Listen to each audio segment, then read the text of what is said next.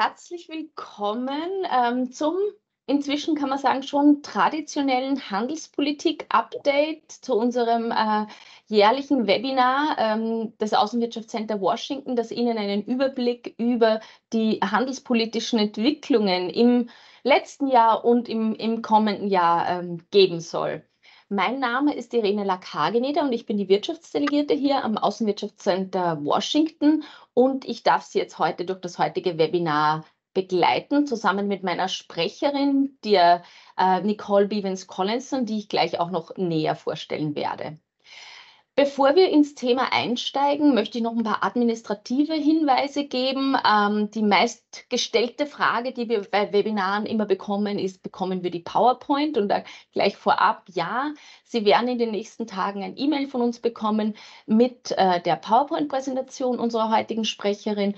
Und das Webinar, das möchte ich auch noch mal spezifisch darauf hinweisen, wird aufgezeichnet und wird dann online zur Verfügung gestellt und Sie erhalten dann auch im Nachhinein den Link des Webinars. Die Sprache des Webinars, das hatten wir ja schon angekündigt, ist zum Hauptteil Englisch. Also ich spreche jetzt in der Intro kurz Deutsch, aber danach switchen wir zum Englischen, weil unsere Sprecherin natürlich Amerikanerin ist und Englisch spricht. Aber das sollte, denke ich mal, kein Problem sein. Sie können beim Webinar jederzeit Fragen stellen. Ich würde Sie bitten, dass Sie Ihre Fragen im Chat stellen, schriftlich, und ich werde sie dann einfach, wenn es passend ist, zwischendurch oder am Ende vorlesen, und wir schauen, dass wir so viele Fragen wie möglich während des Webinars beantworten können.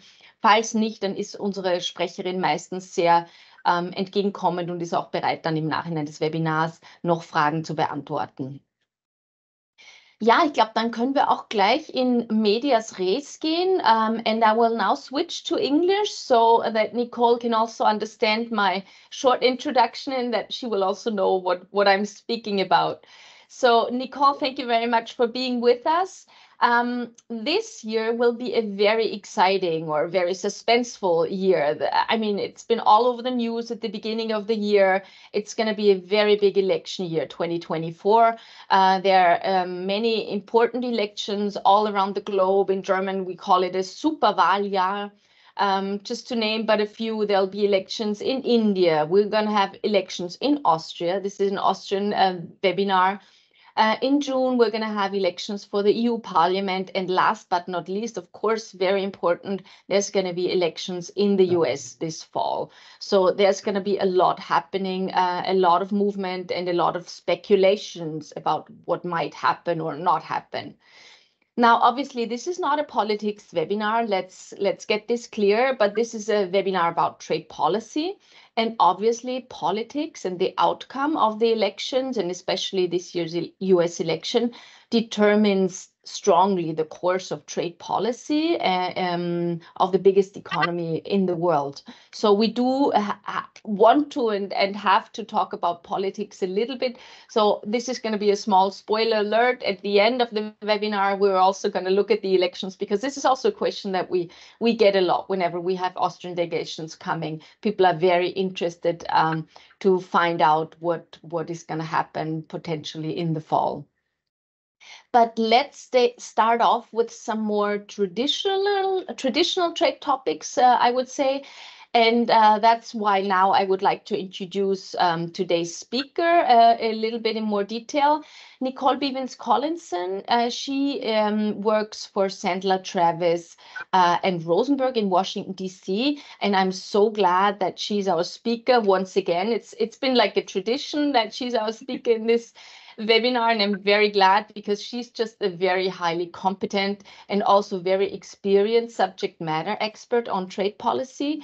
She has more than 30 years of experience in international trade issues, and she has experience from both sides. So she has experience from the US administration side, from USTR, the US Trade Representative's Office, in the past, as well as from the outside, let's say, advising international companies on trade topics at Sandler, Travis, and Rosenberg.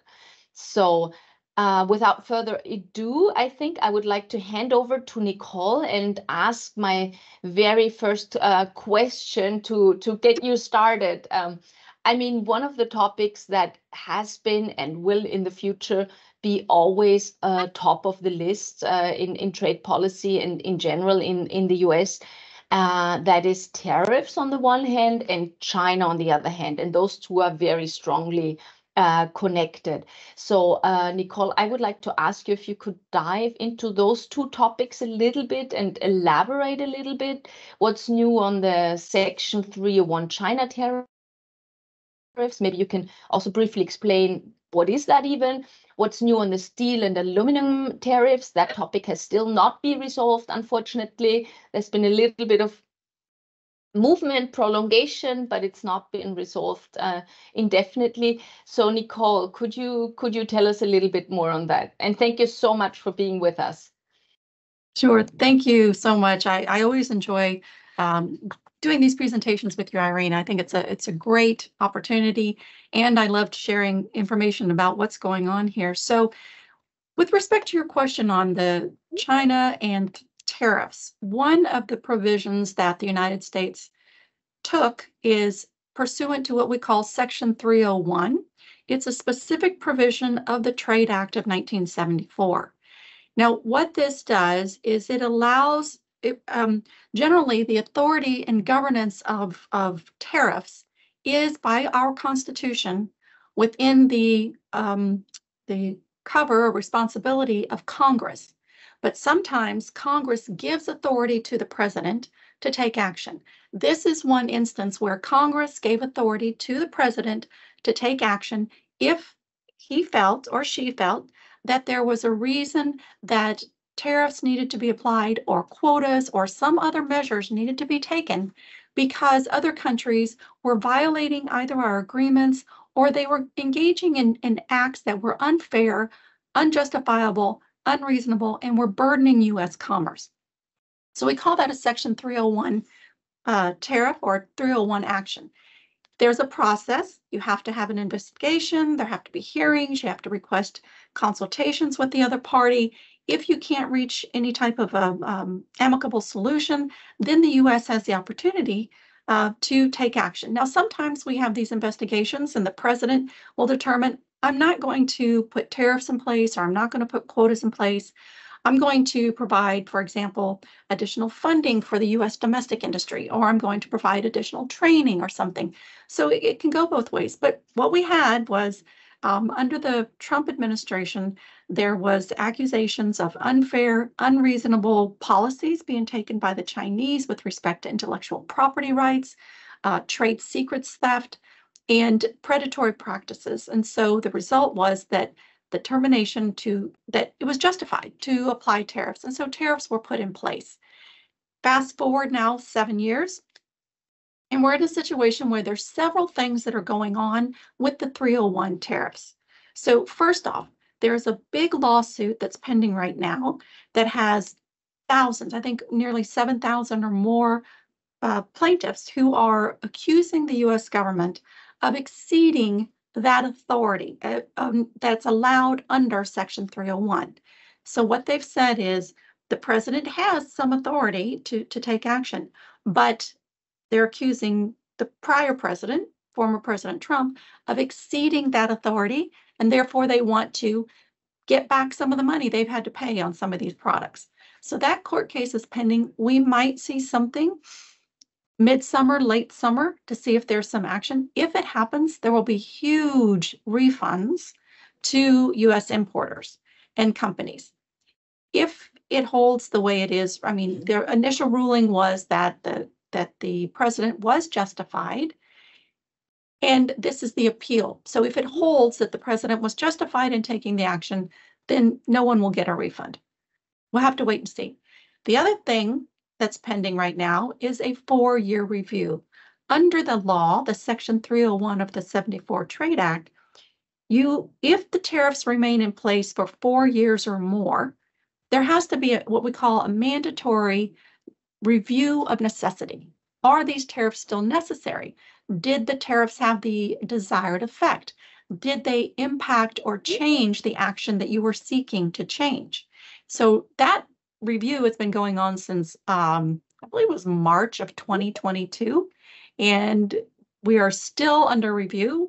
We still haven't seen the results, and we don't know when that might happen. The U.S. Trade Representative, Catherine Tai, has said that she will do it in a few months. Of course, it was supposed to be due last spring, then last fall, then by the end of the year, and now it's soon. So we may see something there that'll change the way the tariffs are applied or products in which they apply.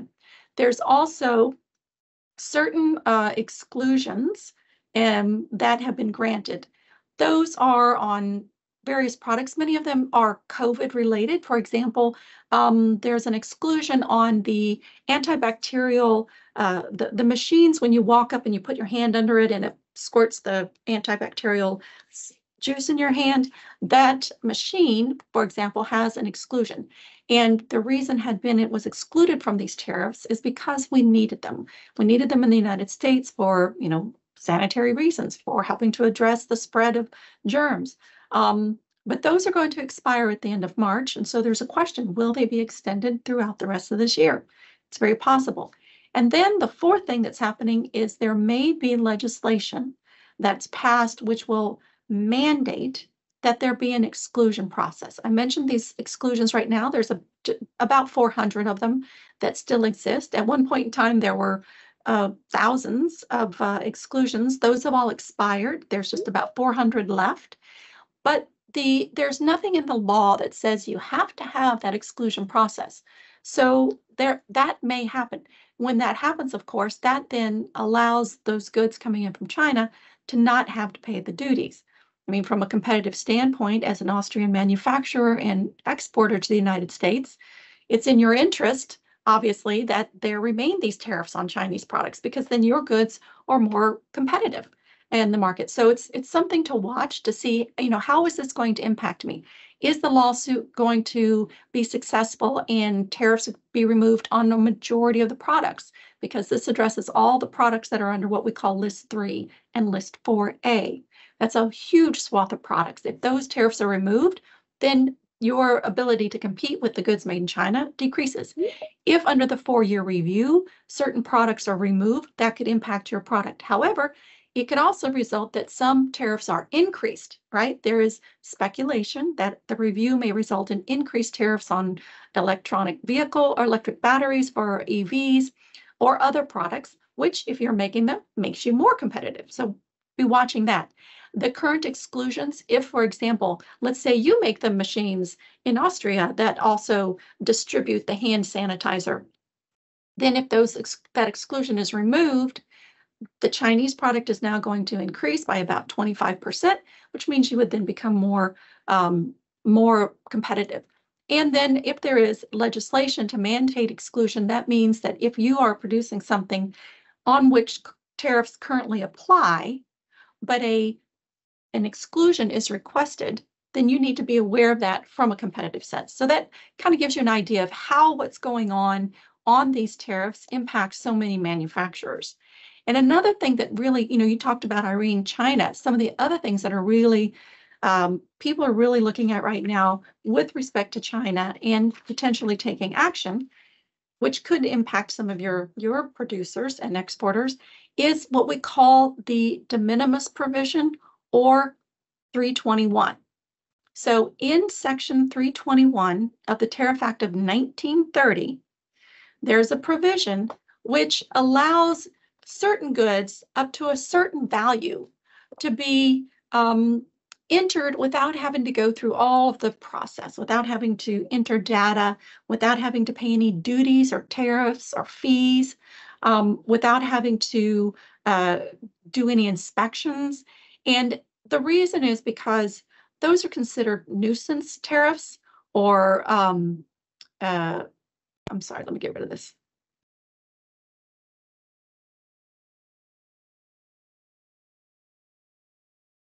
Those are considered nuisance tariffs, and they're nuisance shipments, right? Because if the customs service has to be looking at a shipment that's for a $40, T-shirt, and they have to look at a 40-foot container with hundreds of thousands of dollars in value, the time spent, if they have to go through regular entry, is the same. So we have a provision which allows certain goods to come into the United States without having to go through any of the regular customs entry processes. That's called the de minimis. What is going on right now is there are a lot of goods that are coming in from China in particular and other countries under this provision. What we've seen happen is, as an evolution of COVID, a lot of e-commerce, right? E-commerce boomed. I'm sure it boomed in Austria as well, but in the United States, people stayed at home, they ordered things, they were delivered to their house. That is just a one item, right? So that is a de minimis product. As some companies did, they located their e-commerce facilities from the United States to Mexico or to Canada. And then they would ship in the big 40-foot containers into Mexico or into Canada. Because those goods are destined for export to the United States, they don't have to pay duties when they go into Canada or when they go into Mexico. And then, because I'm going to ship you that one t-shirt from Mexico into Virginia, where I live, I'm not going to have to pay any duties or anything because I'm going to use the de minimis provision. I'm going to enter it without having to pay those duties. So what's happened is that trade has exploded. And there's a big concern in the US with how that is impacting our trade data, how that's impacting other partners. How is that impacting just trade overall? It's a disruptor. It's a trade disruptor. And so there's a lot of attention being paid right now on 321 and whether or not even it should continue. If you look at these numbers, this is from Customs and Border Protection, that's the US CBP, and it shows you that China accounts for the vast majority of these duty-free entries. You can see that 64% of the shipments between 2018 and 2021 came from China. As I said, there's no duties, there's no entry procedures, and there's no 301 duties on these. So goods coming in from China are avoiding regular MFN or normal tariff rate tariffs. They're avoiding the Section 301 tariffs. And some people call this the free trade agreement for China. It's legal. It's not illegal. It's completely provided for under the context of our laws, but there's a big concern about it and how it's used and to what extent. So there are a lot of actions going on right now to try to address this. Congress wants to address it. They fear that this is a way that a lot of fentanyl or illegal drugs or drug precursors are coming into the United States. They fear this is where a lot of IPR violations are coming into the United States. And they also are worried about what this is doing and distorting, how it is distorting our trade data, because that information is not captured.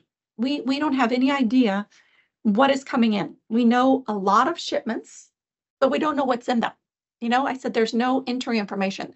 There's no HTS or specific number that tells me, oh, this product that came in was a t-shirt. It wasn't a new computer.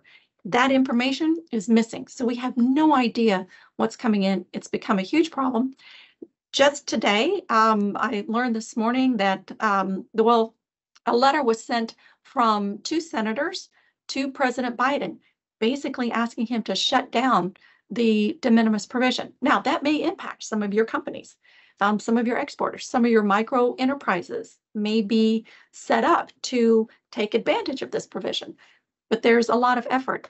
There's also, I learned today, Representative Jason Smith, who is the chairman of the Ways and Means Committee, which is the most powerful committee in our House of Representatives. He is looking to introduce a bill that would address the 321 entries. So there's a lot of things that are pending and going to happen. Another issue that's China related, but it's also global. I'm sorry, this is the loophole fix that there's several members of Congress, like I say, trying to fix it. There's several bills that have already been introduced, but we're waiting to see, what happens. They've tried to address the problem before. It hasn't gotten through. I think the scrutiny that is happening now the increase that we've seen in the number of shipments, as you saw the data I showed you just before, how it keeps getting more and more and more, I think we're going to see more attention to this.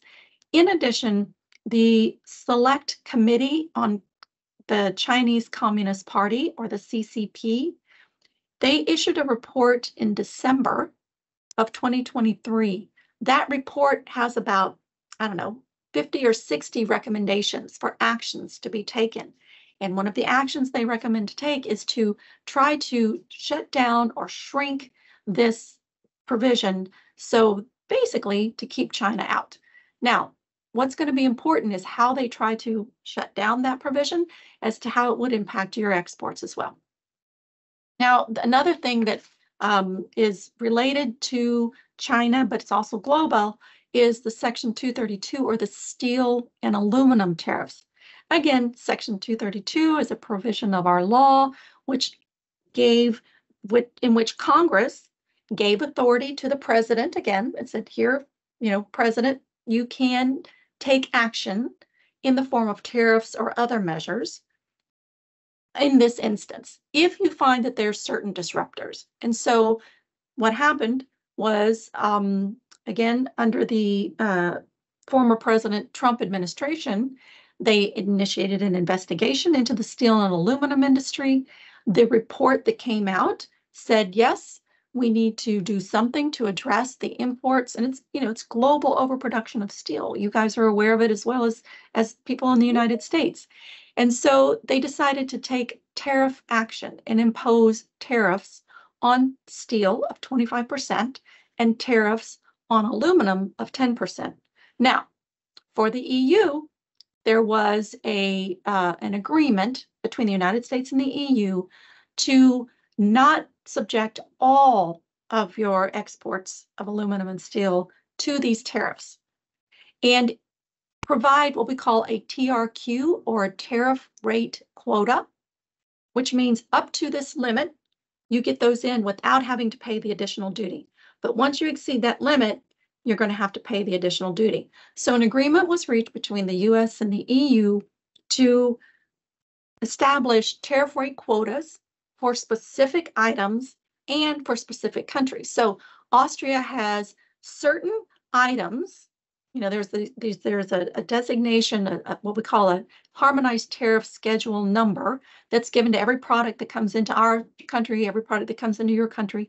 But there's certain numbers, designations of products that are allowed to come in up to a limit without having to pay the additional 25% tariffs. Beyond that limit, they have to pay it. So those have been established, and they were extended through 2025.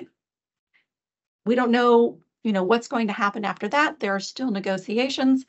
There's still talks about, can the EU and the US, especially as global leaders and producers of these products who have taken extreme measures to try to reduce greenhouse gases and carbon emissions, is there something that we can do, some agreement that we can reach to try to make this more global and try to address it? So we're kind of looking at that. There's also a process. Let's say that you export a lot of, steel rods, and you reach the limit for your tariff rate quota. You can still apply for an exclusion. So this exclusion process, I talked about the exclusion process before under the 301 for China. There's an exclusion process under the Section 232 for steel and aluminum. There is what you see there, the NPRM. That's a notice of proposed rulemaking, which means the Commerce Department is proposing a new rule that will tell you how you can get an exclusion under the Section 232 tariffs. So if you are a steel producer and exporter and you want to get an exclusion because maybe your product isn't covered under the tariff rate quota, so you want to get an exclusion, I recommend that you take a look at this notice of proposed rulemaking so you can see what the process will be, and so you can get an exclusion, hopefully, from the tariffs. Yeah, thank you for that overview. I mean, we are watching that closely, especially the steel and aluminum tariffs. There's also Austrian companies who are obviously involved and burdened by those tariffs. So it's probably not a surprise that the EU was a little bit disappointed that developments haven't gone further. But obviously, as I mentioned in the beginning, during an election year, those things are always very sensitive, and probably there's not a lot of movement because of the elections coming up. But thank you for this overview. So we'll have to watch closely. There's a lot of new developments coming up within the next months. Let's see. Let's move now a little bit away from tariffs, but let's stick with the topic of China a little bit, and let's look at the Uyghur Forced Labor Protection Act.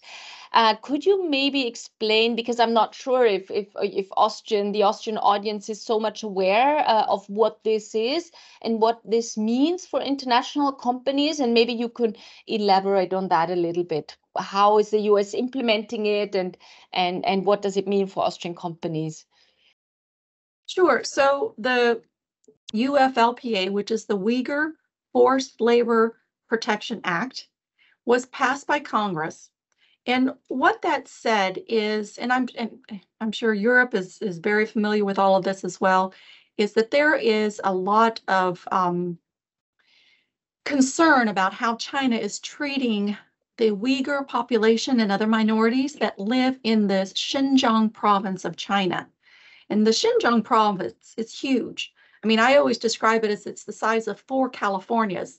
I don't know what the equivalent would be in the EU, but very, very, very big. Let's put it that way. And it's also a place where the population is about 50% Uyghur or minority and 50% Han. And Han is what I think most people think of from an ethnic view as what a person from China is, or what they look like, and what their practices and customs are, whereas the Uyghur people look different. They also are generally Muslim, which, most Chinese don't adhere to a religion overall as an ethnicity.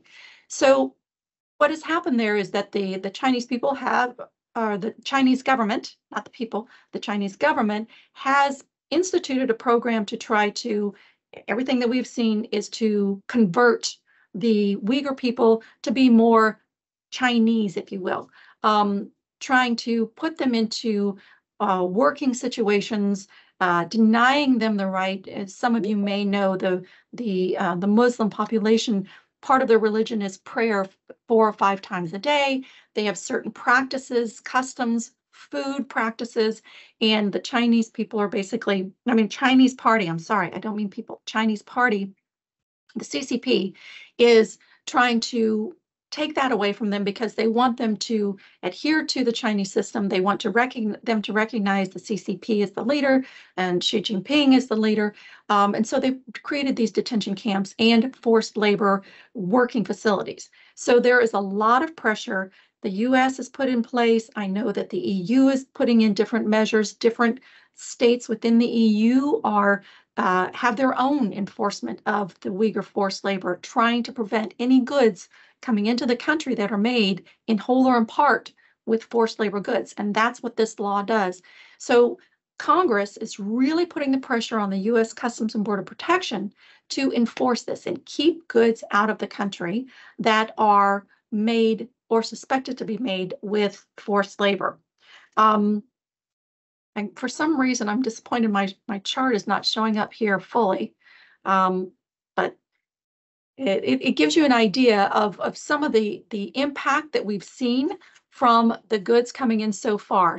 Customs and Border Protection, their method for enforcing, which I know is different from the EU generally will penalize a company if they have imported goods post-importation, for if the goods are found to have forced labor in them. The United States tries to stop them at the border, and then you have to prove that your goods are not subject to the restrictions and subject to the law. I wanted to show you this chart here because this gives you an idea of the industries where we're seeing CBP enforcing them. So let's say that you are an electronics manufacturer or an electronics company, and maybe you source your goods from Malaysia. You're shipping them to the United States. you have a high risk of being stopped at the border for suspicion of using or the factories containing products that were made using forced labor. We're seeing here, you might think, oh, they're really targeting China, right? This is all about China. This is about what's going on in China. It's not, because what's happened is as soon as the Uyghur forced labor law was passed, companies started moving production out of China into other countries. But what they're doing is taking the components that were from China, finishing them and assembling them in another country, and then bringing it in as the country of origin of Malaysia, the country of origin Vietnam, country of origin Thailand. Those goods coming in, CBP knows and has suspicion, because of the different targeting mechanisms they use, that those goods may contain components made with forced labor. So you're not necessarily free and clear if you're providing or sourcing these goods outside of China. You still have an exposure. We've seen recently goods being stopped coming in from Nicaragua, goods being stopped coming in from the Philippines, goods being stopped coming in from Brazil. So there's a lot of other countries who are facing impact. You may have heard or may not have heard, but most recently, Volkswagen has disclosed to customs. They voluntarily, the company themselves, came to customs and said, we've got some automobiles that are coming into the United States that contain this component, and we believe that this component was made at this factory in China. And we know that this is one of the factories in China that you have identified in your public lists as having forced labor. So we want to take those components out of our vehicles, replace them with goods that do not violate U.S. law, and enter the goods, as opposed to having U.S. Customs just stop all those vehicles at the border and say, none of those vehicles get in. So we're talking millions and millions of dollars worth of goods that could be stopped at the border and never allowed entry. It's very rare. We've never seen this. This is the first time we've seen, number one, a company disclose that they have a component. But number two, what Customs has said is they are going to allow Volkswagen to remove those components and then allow the rest of the vehicle to come in. That's the first time we've seen them do that. Now, is it because Volkswagen is so big? Is it because they made a disclosure prior to entering it and Customs finding it? We don't know yet. This just happened in the last 2 weeks. I mean, just this week we found out that they're going to be allowed to remove those components. So it's an evolving situation, but I just wanted to demonstrate to you that CBP is really starting to look particularly at the automotive industry. If you're involved in the automotive industry at all, there's a potential here. If you're involved in the electronics industry, there's a potential there. The other thing that we're seeing is an enforcement on goods that might contain critical minerals. So if your product uses, I don't know, tantalite or gold or magnesium or any of these other critical minerals, you need to make sure that they were not mined or processed in Xinjiang. Because if they were, CBP is trying to draw those lines and they're stopping goods at the border. So there's, the question is, it's also an opportunity for you, right? If you see that these goods are being stopped by CBP at the US border and you produce them, maybe you can make those sales instead. So that's sort of where they are, I think, with respect to the Uyghur forced labor protection. And it's growing and expanding in other products too. Yeah, this was very interesting what you were saying, and this is actually a very relevant issue also for Austrian companies. We do get questions from Austrian companies once in a while trying to export, or depending on the perspective, import something into the US, and they receive those questionnaires about exactly what you mentioned, and they are sometimes a little confused if they weren't aware of this before. So this is actually very relevant also for Austrian companies and for international companies to know about this. So maybe let's change topics a little bit and go to another topic that was always also very big on the news during the last 2 years, especially 2 years ago when it came out. So let's talk about the infrastructure package. So the Infrastructure Investment and Jobs Act, as it is called. This was also big on the news all over the world, in Europe. It's a key part of President Biden's economic agenda, I could say, and it foresees that large sums of public money are supposed to be invested to improve the US infrastructure and also to make it more green at the same time. This has always been very important for President Biden's agenda to have this green aspect to it. Can you probably give the audience a short overview on where we stand right now? It's like, it's been 2 years, how much money has been spent, how much is still in the pipeline, how is it going, how is this put into practice? Sure. So I just noticed I have a typo that I misspelled investment. So it's the Infrastructure and Investment and Jobs Act. As you said, it's 2 years old. There are 452 unique funding possibilities or posts, meaning that there's lots of options to try to get some of this money, and that's what people want. And we're talking about 850 billion US dollars. So that's a lot of money that's there. What we have seen is that there's 306 billion that's already been invested in different states of the 50 US states, and that has gone into some direct investment projects. So there is a dashboard that the White House has on their website where you can look at it to see what's pending, what's going on, what are the different options.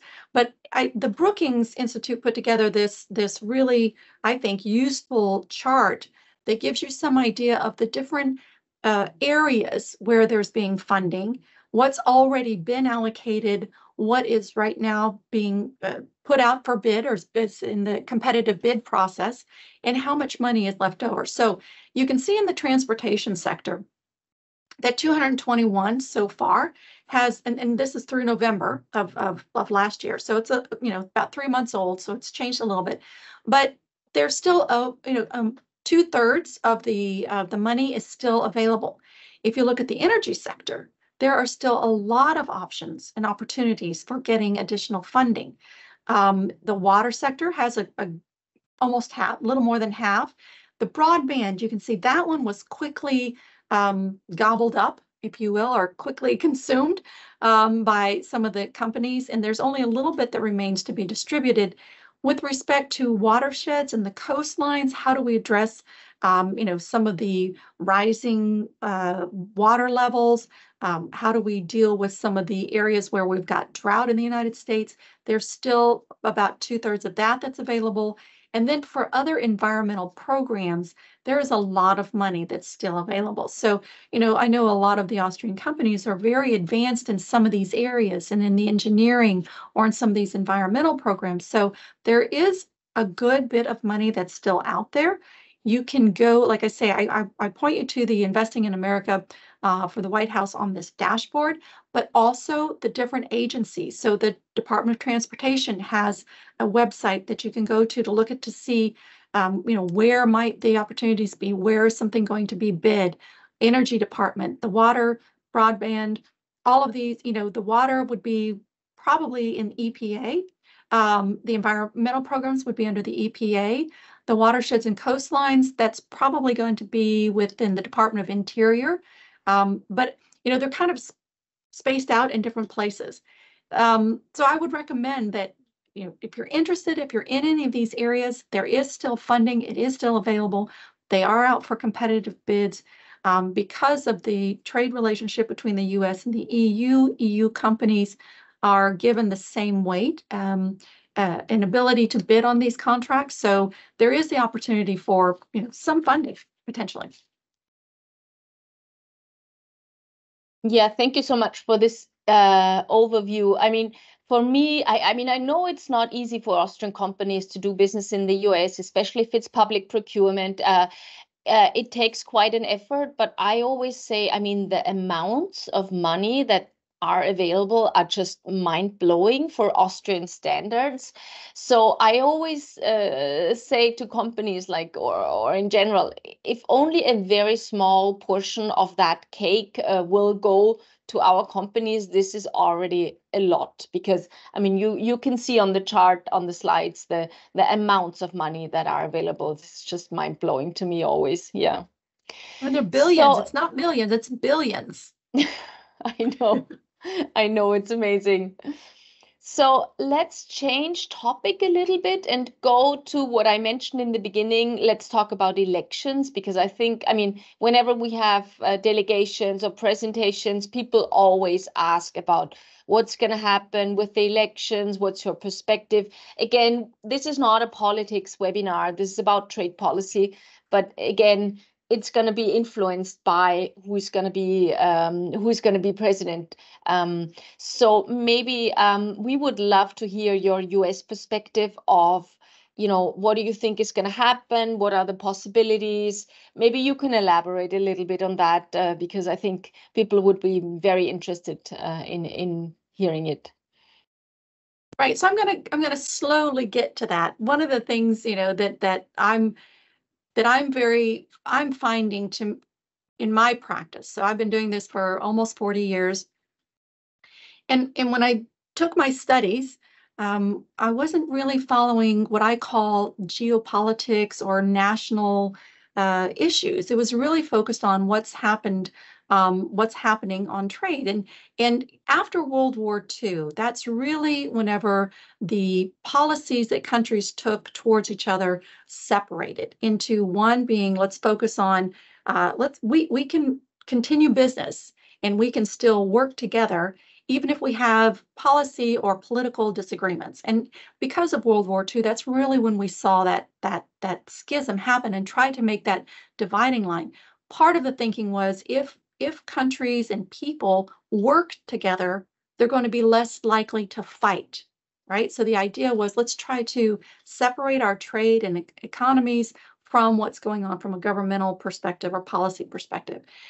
As a result of that, we saw we've become very integrated. I think we all saw the impact of that, especially when we were in COVID.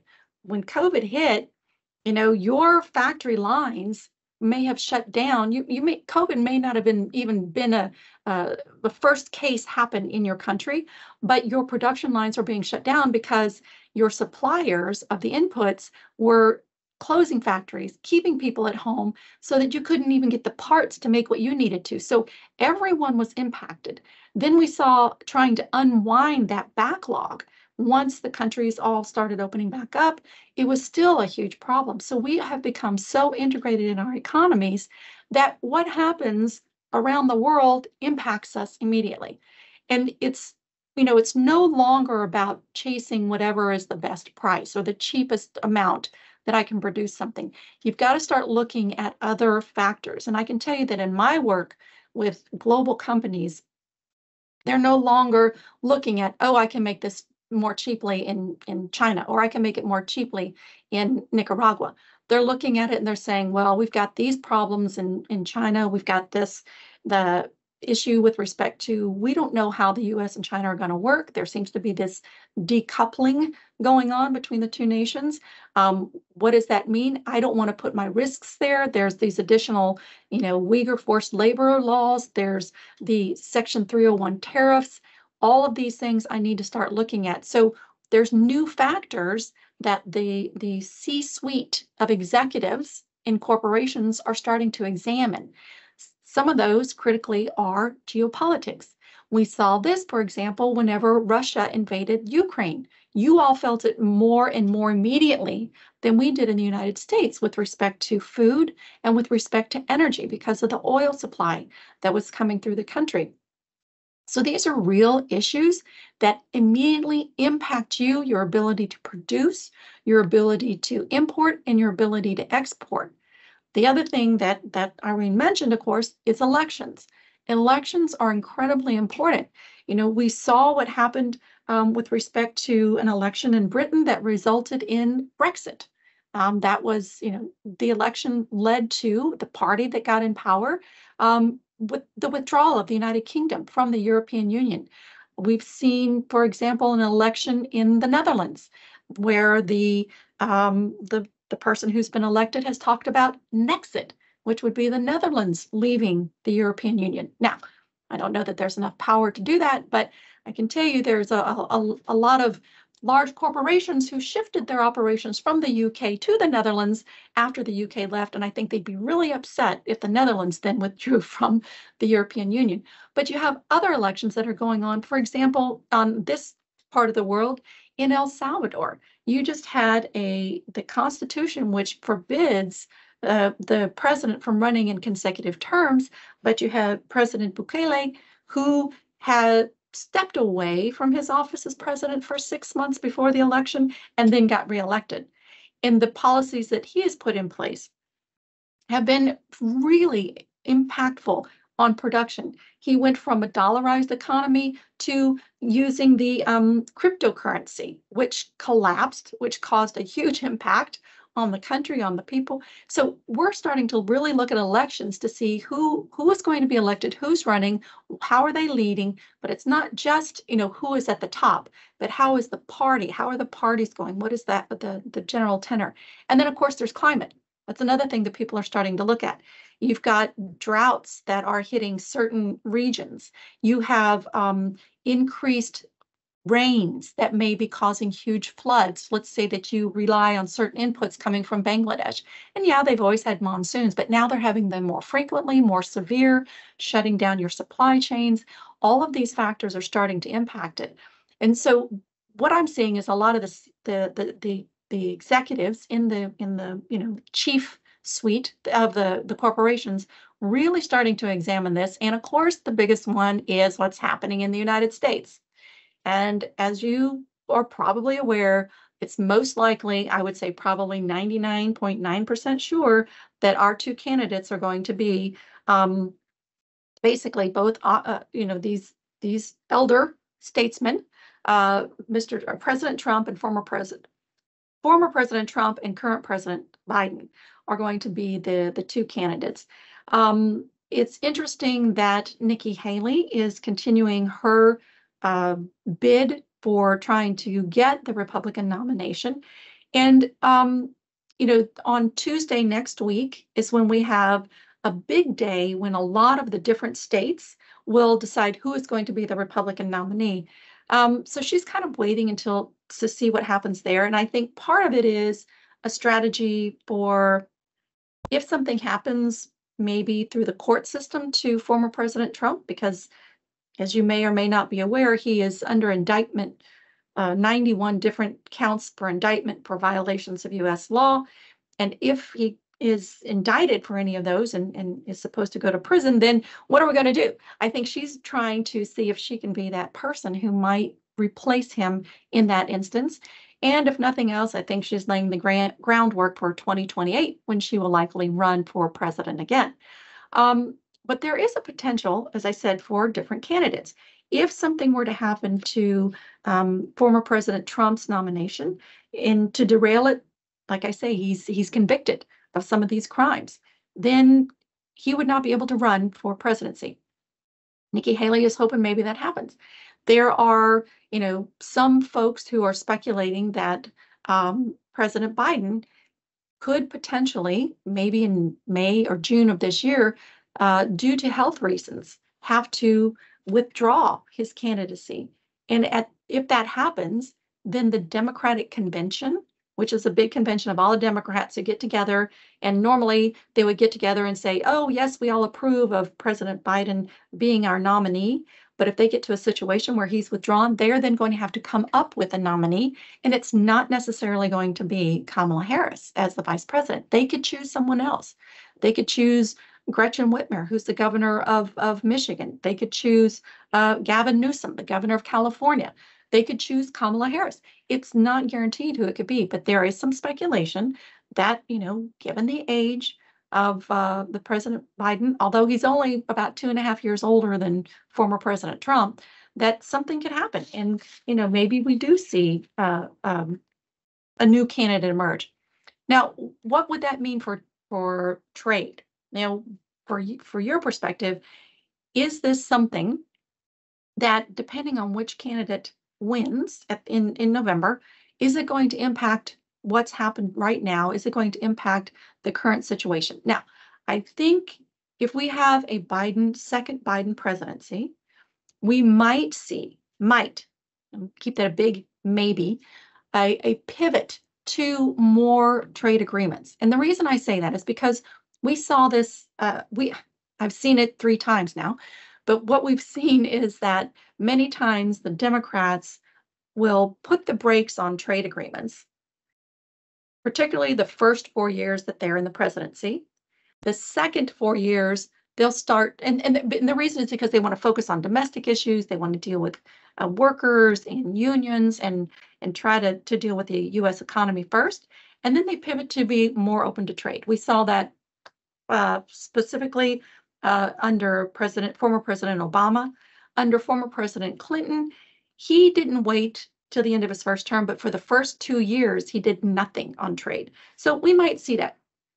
We could see, however, if there is a pivot to resuming market opening trade negotiations, I think they're going to be different. The agreements will not be like they have been historically. So if you've looked at the USMCA or the US Free Trade Agreement with Australia, or name any country, they followed a certain pattern. I think that any new agreements that might be introduced will be different. And I think if you want to see what that might look like between, for a EU-US FTA, is take a look at some of the I don't know what you even call them, the programs that USTR is currently trying to, in commerce, they're trying to negotiate with our Asian partners, the APEF or the APEP, depending if it's with the Asian countries or with the Latin American countries. They're negotiating these pillars. Some of them are focused on nothing on market access, but on different regulations, different provisions. I think those would be a good guide as to what you might see between a US-EU FTA. I don't see any changes under a Biden administration to remove what we call the Trump tariffs, because former President Trump put in the 232s, put in the 301s. I don't think there'll be a big change. I think those will be maintained. But I think we're going to see more actions taken by, and I say policy versus traditional actions, is where we have traditionally seen that there's negotiations, attempts to be made to try to resolve some of these issues.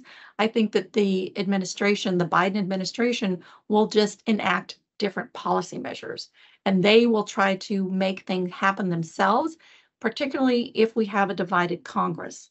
So that's on the Biden side. If Trump is elected, I think there's a great possibility. I mean, look, a lot of times under his first presidency, people did not believe when he said, I'm going to do XYZ. And then he did it. He has said, I want to increase tariffs by at least 10% on all countries. It's out there. It could happen. He has said he wants to impose huge tariffs on China. So if China imposes a tariff of 100% on our cars, we would impose a tariff of 100% on their cars. I think we need to be prepared for that. If he is convinced not to impose tariffs on all countries, I don't think there's any way to convince him not to impose tariffs on China. So I think we can expect more tariffs on China, more restrictions on China. There's the potential for additional tariffs on all countries. Just be ready for it. I think we could see more unilateral actions under Section 301, under Section 232, under another provision called Section 201, which I didn't talk about, but it's another provision that gives the president the authority to take some sort of action. We could see more sanctions. We have seen hundreds and hundreds and hundreds of sanctions imposed by the Biden administration, particularly on Russia, on Nicaragua, on some other bad actors. I think we're going to see even more of those under the Trump administration. But I think we could also see more free trade agreements. And I think the free trade agreements might be more on the traditional, along the lines of a traditional free trade agreement. So for that, I would look, if the Trump wins the presidency, they start to do negotiations again with the EU, I would look more towards the USMCA as the template than some of the IPEF and APEP programs that the Biden administration has been doing. So that gives you an idea of what we might see, for trade policy under either of these two presidents, potential for president and former president. Wow, so thank you very much for that overview. So it's quite a mixed bag, and it's yeah, a lot of food for thought, definitely to see, and a lot of suspense to see what's going to happen in fall. Yeah, thank you so much, Nicole, for this interesting presentation and for sharing your thoughts with us. I think time-wise, we're actually perfect. We're just on time, 3 minutes to go. And 3 minutes for me to finish up.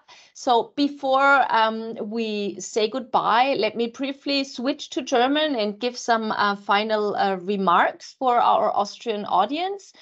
Also bevor wir das Webinar beenden, möchte ich mich natürlich bedanken noch einmal bei unserer Sprecherin, bedanken auch bei Ihnen fürs Dabeisein.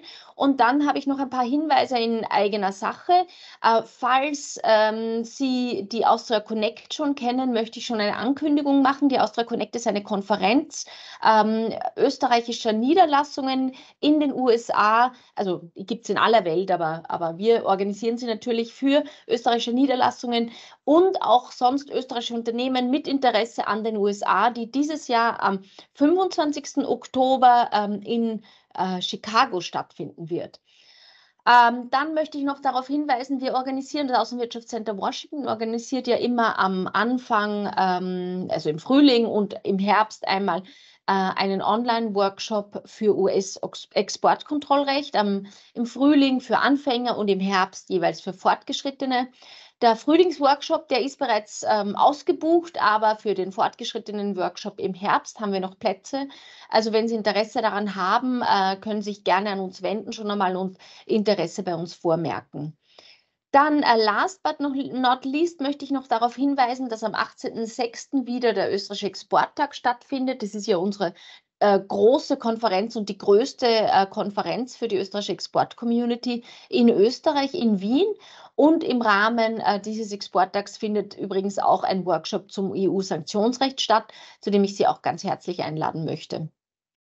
So with those final remarks, I would like to thank you again, once again, Nicole, very much for your thoughts. And once again to the audience, we will share the PowerPoint slides and also the video of this webinar with everyone in the next couple of days. Thank you so much for being with us, and I wish you all a good evening in Austria and a nice rest of the day to you, Nicole. Thank you. Bye-bye. Thank you. Bye-bye.